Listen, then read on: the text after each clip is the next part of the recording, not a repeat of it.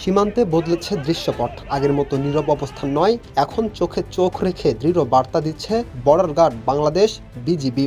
কোনো উস্কানি, কাঁটাতারে বেড়া নির্মাণ, পুশিন কিংবা সীমান্তে উত্তেজনাকর পরিস্থিতি সবকিছুতেই আগের চেয়ে বেশি তৎপর বাহিনীটি। সাম্প্রতিক সময়ে সীমান্তে ঘটে যাওয়া বেশ কিছু ঘটনা সেই বার্তাই দিচ্ছে। গেল 31 মে গভীর রাতে 3টি ট্রাকে করে বিপুল সংখ্যক মানুষকে বেনাপোল সীমান্তে পুশিন করার চেষ্টা করে বিএসএফ। পুশিন ঠেকাতে বিজিবি ফায়ারিং পজিশন নিলে পিছু হটতে বাধ্য হয় ভারতীয় বাহিনী। তথ্য বলছে, বিগত 24 ঘন্টায় দেশের বিভিন্ন সীমান্তে বিএসএফের 10টি পৃথক পুশিনের অপচেষ্টা সফলভাবে প্রতিহত করেছে বিজিবি। অবৈধভাবে সীমান্ত অতিক্রম করিবেন না। আন্তর্জাতিক সীমান্ত আইন লঙ্ঘন করে সীমান্তে কাঁটাতারের বেড়া বা কোনো ধরনের স্থায়ী স্থাপনা সম্পূর্ণ নিষিদ্ধ।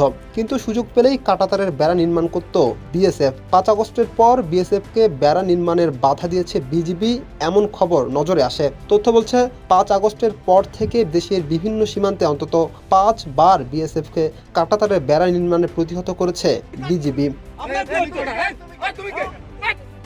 24 থেকে 2026 সালের জুন মাস পর্যন্ত সীমান্তে কাঁটাতারের বেড়া নির্মাণ, পুশিনের চেষ্টার জেরে দুই দেশের সীমান্তরক্ষী বাহিনী অন্তত 7 থেকে 8 বার বড় ধরনের মুখোমুখি উত্তেজনার ঘটনা ঘটেছে, যা আগের কয়েক বছরের মধ্যে সর্বোচ্চ।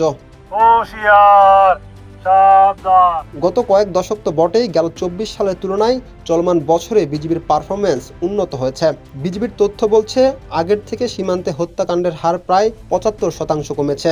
সীমান্তে সন্ত্রাসী কার্যক্রম ও চোরাচালান দমনে অপরাধী গ্রেপ্তারের হার বৃদ্ধি পেয়েছে প্রায় 700%। চোরাচালান পণ্য ও মাদক আটকের ক্ষেত্রে সফলতার হার 40% বেড়েছে।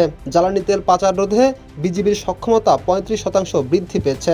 মানব পাচার প্রতিরোধে বিজিবির তৎপরতার ফলে এ খাতে 25% উন্নতি হচ্ছে। রাকিব হাসান, ইত্তেফাক নিউজ।